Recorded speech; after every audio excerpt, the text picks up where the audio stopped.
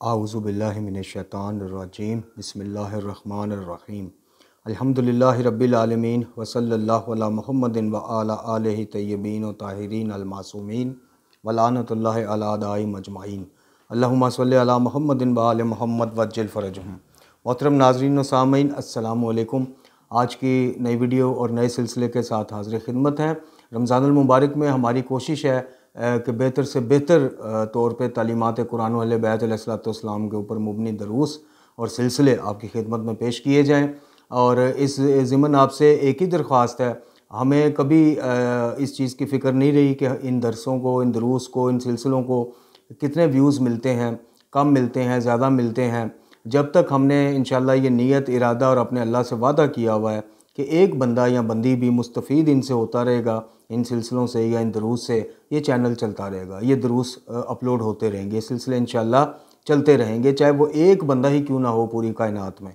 चूँकि बारहा अर्ज़ किया गया कि अल्लाह रब्बुल इज़्ज़त के नज़दीक जो मेयार है वो ये है कि अगर आपके ज़रिए किसी एक बंदे के भी अकायद दुरुस्त हो जाएँ, वो इस्लाम की तरफ राग़ब हो जाए, वो कुरान व अहले बैत की तरफ राग़ब हो जाए, तो आपकी दुनिया और आखिरत की कामयाबी के लिए वो एक शख्स जो है वही काफ़ी हो सकता है। इसलिए हमारा कतन हमने अगर ये देख के चीज़ें अपलोड करनी हो तो फिर हम भी ट्रेंडिंग तलाश करें कि जी ट्रेंड क्या चल रहा है, और लाइव सेशंस में इस तरह की मसालेदार और चस्केदार गुफ्तगू फरमाएँ जिससे व्यूज़ आए जी। लेकिन हम इससे बिल्कुल हट के, जब तक हमें पटरी से उतारा ना जाए, डिट्रैक किया ना जाए और बीच में कोई ऐसी चीज़, ऐसा मौजू या ऐसी शरारत आराम से बग़ैर नाम लिए ना कर दी जाए जिसकी वजह से हमारी तवज्जो या हमारा सिलसिलों का रुख उस तरफ हो जाए। हमारी कोशिश है कि हम प्योर तालीमात को लेके चलें। हम आपकी खिदमत में कुरान व अहले बैत अलैहिस्सलाम से साबित शुदा अकायद और उनकी तालीमात की तबलीग व तरवीज के लिए हाज़िर रहें। और इस ज़िमन सिर्फ़ एक गुजारिश करनी है आपसे कि कम अज़ कम अपना फ़ीडबैक दीजिए कमेंट्स की सूरत में कि ये जो नए सिलसिले हम शुरू कर रहे हैं या पुराने सिलसिले जो हैं, आप पहले भी आपकी खिदमत में अर्ज़ की थी कि आपका फ़ीडबैक जो है वो हौसला अफ़ज़ाई का बाइस बनता है और इस्लाह का भी बाइस बनता है। तो हमें कम अज़ कम इस ज़मन में इतनी ज़रूर इल्तमास आपसे करनी है कि व्यूज़ की कोई बात नहीं, व्यूज़ 1 आए, 2 आए, 10 आएँ, वो कोई इशू ही नहीं है। इंशाल्लाह एक बंदा भी देखता रहेगा, हम वीडियोज़ बनाते रहेंगे। लेकिन कम अज़ कम अपना कोई दिलचस्पी शो कीजिए, कोई इंटरेस्ट शो कीजिए, कुछ बताइए कि क्या आप इन दुरूस से मुस्तफ़ीद हो रहे हैं, आपको समझ आ रहे हैं, या आप इनकी जगह कुछ और चीज़ें देखना चाहते हैं, सुनना चाहते हैं, या किसी और किताब से शनासाई चाहते हैं। तो इस ज़िमन आपसे इल्तमास है कि अपने फ़ीडबैक की सूरत में, या अगर मनफी कोई वो है तो उसमें भी कोई ऐसी बात नहीं, हम उसमें से भी कोई सलाह का पहलू निकाल लेंगे। लेकिन मनफी जो है वो फिर बराए इस्लाह होना चाहिए, तनकीद बराए इस्लाह होनी चाहिए, ना कि किसी ग्रुप की वकालत की जाए, ना कि बग़ैर तहकीक किए, बग़ैर किसी हक़ और बातिल का फ़ैसला किए, बस शख्सियत परस्ती में अंधाधुंध मुलव्वस होके तो सिर्फ़ हवाई फायरिंगें की जाए। ऐसे ही नहीं, तनकीद भी हो तो इस्लाह के लिए हो। आज जिस सिलसिले का इस वीडियो से आगाज़ हो रहा है, वो जैसे आपको बताया गया था कि इस्लाम दीन हिकमत एक बेहतरीन किताब, एक बेहतरीन तालीमात कुरान व अहले बैत को समझने का मावन बनने वाली किताब, इसके ऊपर इंशाअल्लाह आज से दुरूस का सिलसिला शुरू हो रहा है। और गुनाह कबीरा का कल से सिलसिला शुरू हो गया, उसकी इंशाअल्लाह बहुत जल्द कल उम्मीद है कि उसकी दूसरी किस्त भी अपलोड हो जाएगी। इस किताब से बहुत कुछ सीखा जा सकता है, इस्लाम की जो हिकमतें हैं, और इस्लाम जो एक बतौर दीन हिकमत क़यामत तक की अवाम के लिए है। इस ज़मन में ये कई बाब खोलेगी आपके शऊर के, फ़हम के, और कई गुत्थियों को सुलझाएगी ये किताब। तो इंशाअल्लाह आज से इसका सिलसिला भी शुरू किया जा रहा है। आपसे मुल्तमिस हैं कि इन सिलसिलों के बारे में एक दफ़ा फिर आपसे मुल्तमिस हैं कि अपनी राय का इजहार ज़रूर कीजिए। तो चलते हैं बग़ैर वक़्त ज़ाया किए। सबसे पहले किसी भी किताब को समझने के लिए और मुसन्नफ़ को समझने के लिए, और उसके लिए ज़रूरी होता है कि किताब का पेश लफ्ज़ या मुकदमा जो है वो ज़रूर पढ़ा जाए, एक कारी की हैसियत से भी। और अगर ये पढ़ के सुनाई जा रही है, जैसे कि हमने ये सिलसिला शुरू किया मुख्तलिफ़ किताबों का, तो इस सिलसिले में भी पेश लफ्ज़ पढ़ के आपको सुनाने का मकसद ये होता है या होगा कि आपको समझ आए कि ये किताब किन मौज़ूआत का अहाता किए हुए। तो इसमें लिखा है कि जैसा कि आप जानते हैं कि इंसानी ज़िंदगी के दो पहलू होते हैं, एक मादी और दूसरा रूहानी। मादी ज़िंदगी में इंसान को मुख्तलिफ़ किस्म की ज़रूरियात लाहक होती हैं, मसलन भूख, प्यास, लिबास, मकान वगैरह। इन ज़रूरियात को पूरा करने की वो पूरी ज़िंदगी तगो-दो करता रहता है जी। ताहम इनकी तकमील से इसकी ज़िंदगी मुकम्मल नहीं हो जाती। जैसा कि ऊपर कहा गया कि ज़िंदगी का एक और पहलू यानी रूहानी पहलू होता है। इब्तदाए आफरीन से वो कई गैर मरई चीज़ों के बारे में सोचता चला आया है। मसलन ये कि इस कायनात का खालिक व मालिक कौन है, इसकी तख्लीक का मकसद क्या है, इसमें ख़ुद इंसान का अपना क्या किरदार और मुकाम है, और मौजूदा ज़िंदगी के बाद इसके मुकद्दर में क्या लिखा है, वगैरह वगैरह। इन चीज़ों के बारे में इंसान जो राय कायम कर लेता है वो इसका दीन या मसलक कहलाता है, और इस मसलक के बारे में हासिल होने वाले यकीन महकम का नाम ईमान होता है। जी, किसी मसलक पर ईमान इंसानी ज़िंदगी में बहुत मौसर और तामीरी किरदार अदा करता है। ईमान ज़िंदगी को बामकसद बनाकर इसका रुख मुतय्यन करता है, इसे हरारत और रौनक बख्शता है, और हर किस्म के फजूल और नामुनासिब एहसासात की राह मसदूद कर देता है।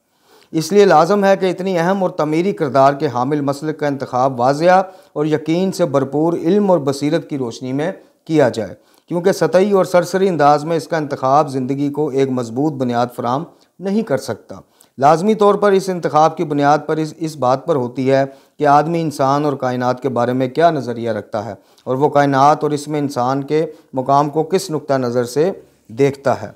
इसी बात को जदीद इस्तिलाह में जहाँ बीनी या जहाँ बीनी का मुताला भी कहते हैं। हर मज़हब और मसलक की बुनियाद एक मखसूस जहाँ बीनी यानी कायनात और इंसान के मुतल्लक़ इसके मखसूस नज़रिए पर होती है, जिसकी सही शनाख्त ज़रूरी है, क्योंकि आम तौर पर इस बारे में मज़ाहिब के नज़रियात को जाने बगैर इन मज़ाहिब को समझना मुमकिन नहीं रहता। यानी आप जब तक किसी मज़हब का नज़रिया, फ़लसफ़ा और बुनियाद नहीं देखेंगे, समझेंगे, उस वक़्त तक आप ये नहीं कह सकते कि आपने फ़लाँ मज़हब फ़लाँ मसलक को मुकम्मल तौर पर सही तौर पर समझ लिया है।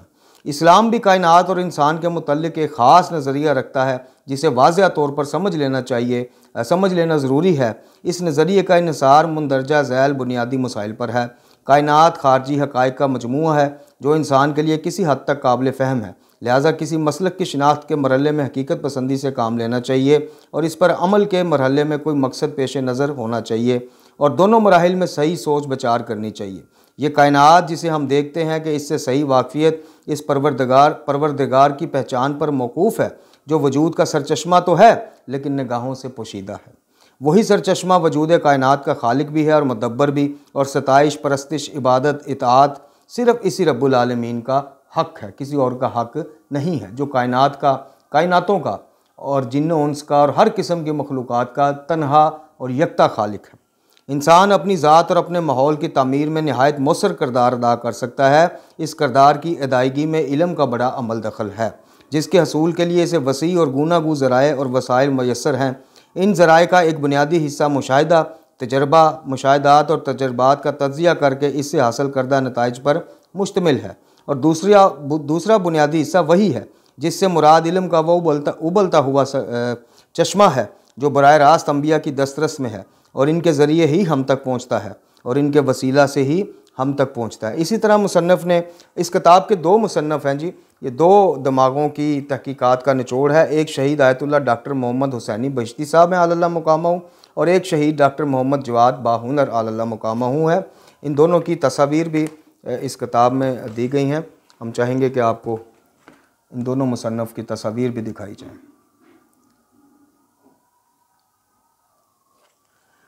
तो ये थोड़ा सा पेश लफ्ज़ अभी बाकी है, लेकिन हम चलते हैं जी अब अपने मौजू की तरफ, जिसका इस किताब का पहला बाब है दौरे हाज़िर का इंसान। इसमें लिखा है जी, जहाँ तक ज़रूरियात ज़िंदगी के हसूल का ताल्लुक़ है तो इंसान इस दौर में एक नहायत शानदार मरहले पर पहुँच गया है। तरक्की करता करता लातदाद इजादात, इंकशाफात की बदौलत इसे ऐसी सहूलतें मैसर आ गई हैं जो किसी ज़माने में मौज किस्से कहानियाँ समझी जाती थी।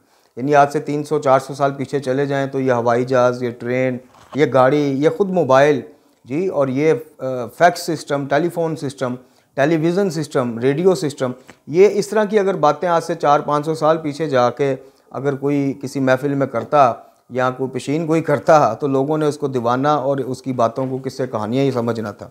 अब खुदकार बरकी आलात के ज़रिए बहुत सी ऐसी चीज़ें मुमकिन हो गई हैं जो आज से पहले नामुमकिनात में थी। चुनाचे मौज एक बटन दबाने से पानी, हवा, गर्मी, सर्दी, खाना, लिबास, गर्जिया के बेशुमार चीज़ें इंसान के लिए तैयार हो जाती हैं। रेडियाई लहरों की मदद से वो चश्मे ज़दन में दुनिया के दूर दराज इलाकों से आवाज़ें सुन सकता है, और सिर्फ आवाज़ें ही नहीं सुन सकता बल्कि वहाँ की तस्वीरें भी अब देख सकता है। हवाई जहाज़ों ने फ़ज़ा पर इंसान की बालादस्ती कायम कर दी। अब वो बर्क़ रफ्तारी के साथ दुनिया के एक सिरे से दूसरे सिरे तक बासानी सफ़र कर सकता है। इनकी ये परवाज़ें सीमरख की इस परवाज़ से कहीं ज़्यादा आसान, तेज़ और तवील होती हैं कि जिसके मुतल्लिक़ हमें कदीम कहानियों में पढ़ाया जाता था या हम खुद पढ़ते थे, जैसे उड़ने वाले कलीन, उड़ने वाले जनाब परिंदों के उस पर बैठ के उड़ गए। तो वो मुसन्नफ़ ने ये लिखा है कि भाई इनकी परवाज़ों की जो स्पीड है, जो रफ्तार है, वो उन देवमलाई कहानियों से भी कई गुना आगे जाके है। हमारे ज़माने में इल्मी और सनती इजादात की इतनी भरमार हो गई है कि अब इनका शुमार करना भी एक मुश्किल काम है। यूँ मालूम होता है कि जो राज हज़ारों साल से अपने सीने में छुपाए हुए ये कायनात थी, अब वो इनसे उकता गई है और इसने अचानक से तय कर लिया है कि अपने मुंह पर सबते मोहर को तोड़ दे, अपने मुंह पर लगी सबते मोहर को तोड़ दे और जितनी जल्द मुमकिन हो ये राज इंसान के गोश गुजार कर दे। फितरत के भेदों के इसी वसी इल्म और कुदरती तवानाई को काबू में लाने और इससे इस्तेफादा करने के लिए नित नई इजादात की बदौलत हमारे दौर का इंसान मादी आसूदगी की बुलंदियों तक जा पहुंचा है और इसने ज़मीन को अपने लिए एक शानदार महल की शक्ल दे दी है। ये सब कुछ इसने इस उम्मीद पर किया है कि वो कुर्रे अर्ज़ पर एक आरामदेह और पुरमसरत ज़िंदगी गुजारेगा और अब इसे वो सआदत और खुशबख्ती हासिल हो गई है कि जिसके लिए वो हमेशा से ख्वाब देखता आया है। यानी ज़िंदगी जितनी सहल हो जाए, जितनी आसान हो जाए, वक़्त जितना बचाया जा सके। जो सफ़र में महीनों का वक़्त था जी, वो सिमट के दिनों में आ गया। जो दिनों का था वो घंटों में आ गया, घंटों का मिनटों में आ गया, मिनटों का सातों पे आ गया। इसी तरह दूसरे दीगर मामलात ज़िंदगी जो हैं, जो इंसान समझता था कि उसके वक़्त का ज़िया का बाइस बनते हैं जी, उनके लिए ऐसी टेक्नोलॉजी की मदद से ऐसी ऐसी चीज़ें इंसान ने, हज़रत बशर ने ईजाद कर ली कि जिनसे जनाब बिल्कुल जो एक ख्वाब था इंसान का, being a Bashar, being a इंसान, कि जनाब मेरे बस बैठे बैठे बटन दबाने से दुनिया के हालात मेरे सामने आ जाएं, बटन दबाने से मेरा राब्ता हो जाए और मुझे उठ के चलना भी ना पड़े। अब वो ख्वाब के करीब तकरीबन, बल्कि ख्वाब तो पूरा हो चुका, बस अब में इसमें जिद्दतें पैदा होती हैं। यानी इसको रिफ़ाइन किया जाता है, अपने तजुर्बात को अपडेट किया जाता है। जैसे कि हम देखते हैं कि शुरू में सूती राब्ते का, यानी आवाज़ के राब्ते का एक ज़रिया जो ईजाद हुआ टेलीफोन की सूरत में जी, उसको जिद्दत करते करते, उसमें रिफॉर्म करते करते, उसको अपडेट करते करते आज मोबाइल की सूरत वो मुयस्सर आ गई। अब आगे 5, 10, 20 साल बाद क्या सूरत हाल होगी, टेक्नोलॉजी की बेस वही होगी, लेकिन इसको जिद्दत फराहम करते करते हज़रत इंसान कहाँ तक जा पहुँचेगा, ये आने वाला वक्त ही डिसाइड करेगा। अब इसके बाद एक उन्वान है जी, लालची जानवर। हमने अब तक जो कुछ कहा है वो तस्वीर का एक रुख था, लेकिन इसका एक रुख और भी है जी। मौजूदा दौर के मादी तमद्दन ने इंसानी ज़िंदगी की जो पेचीदा गुत्थियाँ सुलझाई हैं और इसे फितरत के मुकाबले में हैरान कुन कुव्वत से नवाजा है। इसकी बिना पर इसने मादी तरक्की की इतनी तारीफ़ की है और इस पर इस कदर ज़ोर दिया है कि मौजूदा इंसान एक लालची जानवर बनकर रह गया है, जो दिन रात दौलत इकट्ठा करने, इसको खर्च करने, इसको बढ़ाने की फ़िक्र में घुलता जा रहा है और वो इनके अलावा किसी दूसरी चीज़ के बारे में सोच भी नहीं पाता। मादा परस्ती और दौलत की हवस ने हमारे दौर के इंसानों पर इस कदर गलबा पा लिया है कि इसे पैदावार और मसरफ़ की मशीन बनाकर रख दिया है, जिसकी ज़िंदगी का मकसद या तो महज ज़िंदा रहने के लिए रोज़ी रोटी कमाना, ज़रूरियात ज़िंदगी के लिए तगोदो करना जी, या ऐशो इशरत की ज़िंदगी बसर करना और अपने तफरीह तबाह के लिए, यानी अपनी तबीयत की तफरीह के लिए बेहतर से बेहतर सामान मुहैया करना है। ये सूरत हाल अब इस कदर आम हो चुकी है कि हमारे दौर के बेशतर इंसानों की ज़िंदगी दूसरी हर किस्म की अच्छी इक़दार से तकरीबन खाली हो चुकी। यानी जो मॉरल वैल्यूज़ थी, अखलाकी इक़दार थी, वो कहीं गुम सी होती जा रही हैं इस तगोदो में, इस मशीनी ज़िंदगी में और इस भाग दौड़ में। यानी ये भाग दौड़ ने ऐसा एक कंपटीशन का माहौल ख़ानदानों में, दोस्तों में, मुआशरे में, सोसाइटी में पैदा कर दिया कि जनाब अब रहे से रहा नहीं जाता कि जनाब सोर्स ऑफ इनकम भी तकरीबन एक जैसे हैं जी। उसके बावजूद जनाब फ़लाँ के पास तो फ़लाँ मॉडल की गाड़ी, फ़लाँ मॉडल की बाइक, फ़लाँ मॉडल का मोबाइल जी, उनके पास फ्रिज, उनके घर में ये, तो मेरे पास ये, सोर्स में इतना फ़र्क कोई नहीं।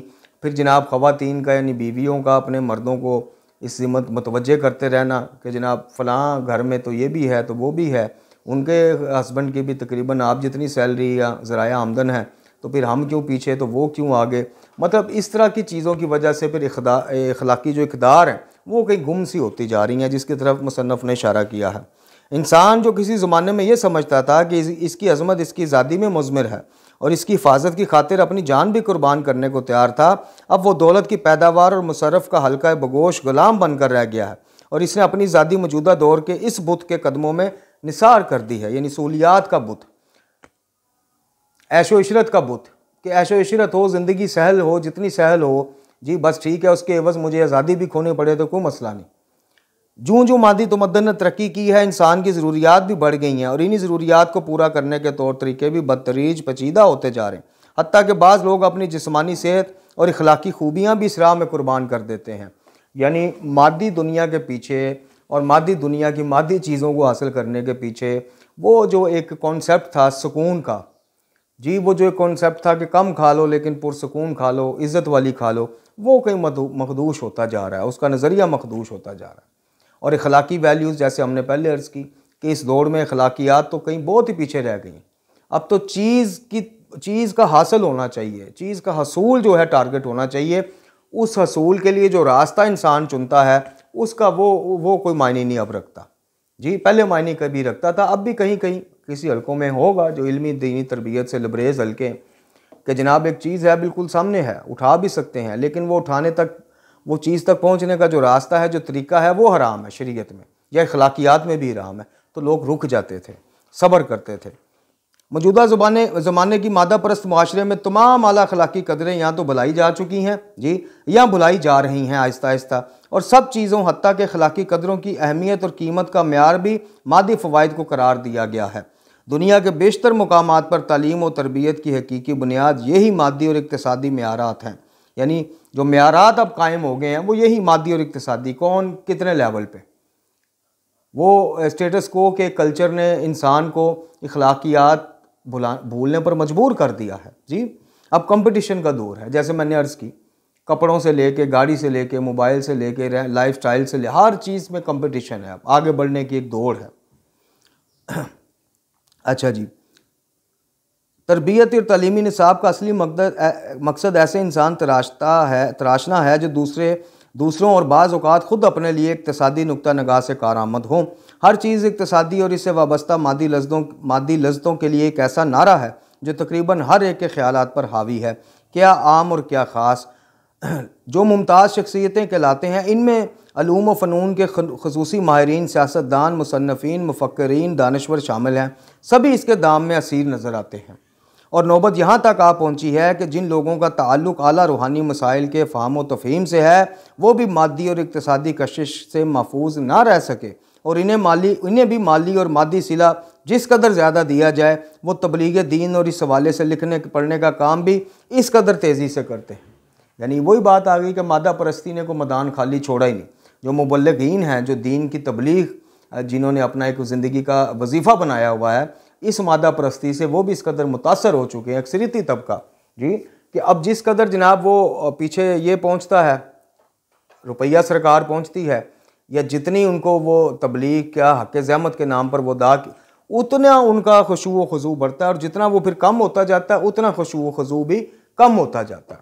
ये जैसे इब्तदाइया में हमने आपसे बात की कि हमें इस चीज़ से फ़र्क नहीं पड़ता। हमें बड़े लोग मुतवज्जे करते हैं कि जनाब आपकी पिछली वीडियो को तो सिर्फ इतने व्यूज़ हैं, फ़लाँ के उतने हैं, तो ये है, तो फिर तरीक़ाकार क्या होगा, बंद ही कर दें जब लोग नहीं सुनना चाह रहे, पसंद करना चाह रहे। तो हम इन चीज़ों से बाला तार हो के सिर्फ़ एक दुनिया और आखिरत में अल्लाह ताला से, मतलब इसका अजर सिर्फ अल्लाह की ज़ात से लेना चाहते हैं। इसी तरह जो लोग अपनी तबलीग का, चाहे वो तहरीर के ज़रिए हो, तकरीर के ज़रिए हो, फ़िज़िकल एफ़र्ट के ज़रिए हो, जिनका जो मंबा है अजर लेने का, जो वो समझते हैं दरवाज़ा सिर्फ अल्लाह रब्बुल इज़्ज़त का, उनको फिर इन चीज़ों से फ़र्क कोई नहीं पहुँचता कि उनकी तबलीग के सिलसिले में लोग हक़ ज़हमत समझ के कुछ खिदमत कर रहे हैं, नहीं कर रहे हैं, मिल रहा है नहीं, वो अपनी उसी स्पीड से वो लगे रहते हैं। लेकिन यहाँ जिक्र हो रहा है कि इस मादा परस्ती के माहौल ने उनको भी मुतासर किया, उनमें से एक अक्सरियत को मुतासर किया कि जिनको जब उनकी एफ़र्ट का, जिनको उनकी तबलीग का जितना दुनियावी और मादी सिला ज़्यादा मिलता है, उनमें वो करंट उतने ज़ोर से और उभरता है, वो और आगे आते हैं। अब इस ज़मन में एक हदीस कुदसी हमने पढ़ी थी बहुत साल पहले किताब में, कि जिसमें अल्लाह रब्बुल इज़्ज़त ने फरमाया था कि मैं अपने बंदों को पहचानता हूँ, ज़ाहिर है हमारा खालिक है, फितरत बनाने वाला है। तो उस हदीस कुदसी में ये फरमाया गया था अल्लाह पाक की तरफ से कि कुछ लोग ऐसे हैं कि उनको अगर मालो दौलत से नवाज दूँ तो उनकी दीनी खिदमत का और दीन पर चलने का जो जज्बा है वो बिल्कुल कम हो जाएगा। और कुछ लोग ऐसे हैं कि अगर उनसे मैं मालो दौलत वापस ले लूँ, छीन लूँ, महरूम कर दूँ, तो भी उनका यही हाल होगा कि जो जिस जज्बे के साथ, जिस जोशो खरोश के साथ वो मेरे दीन के ऊपर चल रहे हैं जी, उनका वो जज्बा मानंद पड़ जाएगा। तो ये बहरहाल अच्छा जी, ज़िंदगी का फ़लसफ़ा, मकसद और इसकी जस्तजू। ये एक उम्मीद अफ़ज़ा और बड़ी खुशी की बात है कि दौलत के मुसरफ़ में उलझी हुई इस दुनिया के बाज़ गोशों से एक नई आवाज़ उठी है। ये वो खुशाइंद आवाज़ है जो इस ज़माने की दौलत की पैदावार और इस मुसरफ़ के ज़ंजीरों में जकड़े हुए इंसानों के लिए ग़ुलामी से रहाई और आज़ादी का नुक्ता आगाज़ है। और जो बात इस खुशी और उम्मीद को दुबाला करती है वो ये है कि इस आवाज़ का ताल्लुक उधेड़ उम्र के लोगों और बूढ़ों के बजाय जवानों और नौजवानों के एक गिरोह में से उठा है। एक मुद्दत से सारी दुनिया के नौजवानों की ज़ुबानी, कलमी और अमली रद्द-ए-अमल से ये आवाज़ आ रही है कि हम इस शानदार और आरामदेह महल में जो ज़िंदगी की खातिर सजाया गया है, अपनी ज़िंदगी बेमायनी, लग़्व और बेकार महसूस करते हैं। हमें यह बताइए कि उस पुरशकवा महल में खुश नसीब इंसान कहाँ है? ये बताइए कि ये साजो सामान और तोशा सफ़र से लुदी और फंदी कश्ती अमन और आराम के कौन से किनारे की जानब जा रही है? ये शानदार तमद्दन खुद इंसान को कितनी कदर व कीमत की निगाह से देखता है? क्या ज़िंदगी के ये रंगारंग साजो सामान वाकई इंसान की खिदमत के लिए हैं, या इसके बरक्स ये हम इंसान हैं जिनके ज़हनों, ख्यालों और हाथों को ये साजो सामान पैदा करने की खिदमत पर जोर दिया गया, यानी लगा दिया गया है? इस शानदार तमद्दन ने जिस तरह शहरों, बड़े आज़मों और कुर्रों के फासले घटा दिए और दुनिया को एक ग्लोबल विलेज या एक घर में तब्दील कर दिया है, क्या इसी तरह इस घर के बासियों को भी एक दूसरे के करीब कर दिया है और इनके दिलों में एक दूसरे के लिए महर व मोहब्बत के जज्बात पैदा किए हैं? या सूरत हाल या ये सूरत पैदा हुई है कि मकान करीब हो गए हैं और दिल दूर हो गए हैं? अब मकानों को छोड़ें तो कमरे करीब हैं जी। जहाँ वो जो एक कॉन्सेप्ट था, जो एक कल्चर था कि शाम को सारा घराना, कम अज़ कम ख़ानदान, जॉइंट फैमिली सिस्टम होती थी, सब जनाब हमारी पंजाबी में इसको वेड़ा, उर्दू में सहन कहते हैं जी। बरामदा होता था, सहन, वेड़े होते थे, बैठते थे, सारे दिन की अपनी कारगुजारियाँ एक दूसरे से शेयर करनी जी, और एक जगह बैठकर खाना। वो अब ये तो मकानों का जिक्र है, अब तो एक मकान के अंदर जनाब इतनी खलीज पैदा हो गई है कि जनाब औलाद एक कमरे में मोबाइल या टीवी या कंप्यूटर पे बिज़ी है, तो माँ बापों को अपनी पड़ी हुई है जनाब, बहन भाइयों को एक दूसरे का पता कोई नहीं। तो ये जो खलीज पैदा होती गई टेक्नोलॉजी आने से, जहाँ ज़िंदगी सहल हुई, आसान हुई जी, वहाँ पे इसकी वजह से अखलाकियात, ख़ानदानी और अखलाकी कदरों की जड़ों को बहुत ज़्यादा नुकसान पहुँचा है। अच्छा जी, अब इसमें एक और बड़ी खूबसूरत उन्होंने बात की है कि ये दुरुस्त है कि ये आवाज़ ज़्यादातर इन लोगों की तरफ से उठती है जो इक़्तिसादी लिहाज से तरक्की याफ्ता ममालिक में ज़िंदगी बसर कर रहे हैं। वो लोग जिन्हें रात के खाने या ज़िंदगी की बुनियादी ज़रूरियात की फ़िक्र नहीं सताती।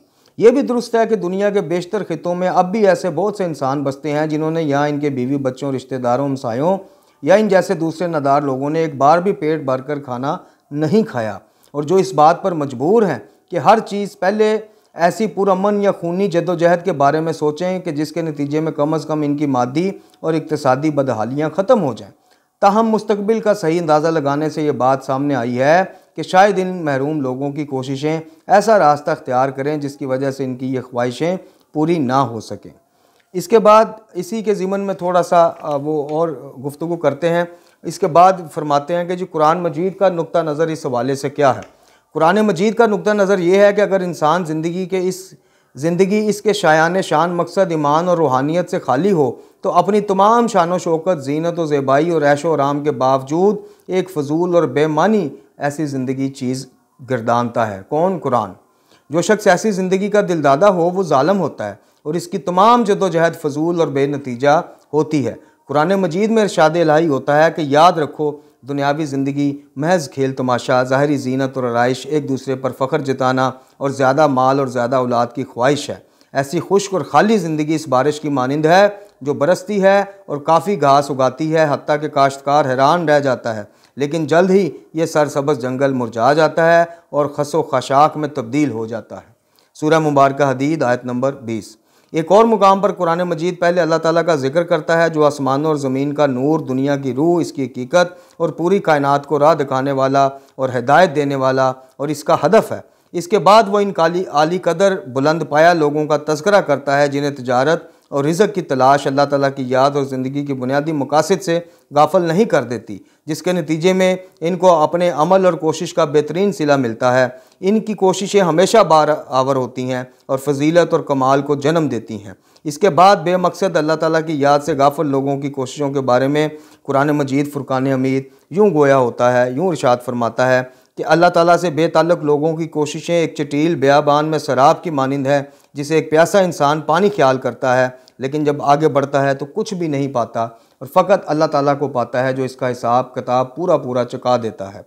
बेशक अल्लाह ताला अल्लाह को हिसाब लेने में देर नहीं लगती, या फिर इनकी मिसाल इस गहरी समुंदर की तारीकियों की सी है जिसे तह बतह लहरों ने ढांका हुआ है और इन पर अबर छाया हुआ है। गर्जिया के तारीकियाँ एक और एक के ऊपर एक उमंडती चलती आती हैं, हत्ता कि अगर कोई आदमी अपना हाथ निकाल ले तो इसे भी ना देख पाए। और यूँ समझ लो कि जिसे अल्लाह ताला ने ही हिदायत की रोशनी ना दी हो, इसके लिए फिर दुनिया में कोई रोशनी और नहीं है। सूरह मुबारक नूर की आयत 35 से 45 तक का ये तर्जुमा आपकी खिदमत में पेश किया जाए। मोहतरम नाज़रीन व सामीन, इसका इंशाअल्लाह बाकी हिस्सा इसके बाकी साथ में पेश करेंगे। आज के हवाले से ये इसका तारफ़ी थोड़ा सा पेश लफ्ज़ आपकी खिदमत में और 2 सब्जेक्ट 2 पैराग्राफ आपकी खिदमत में पेश किए।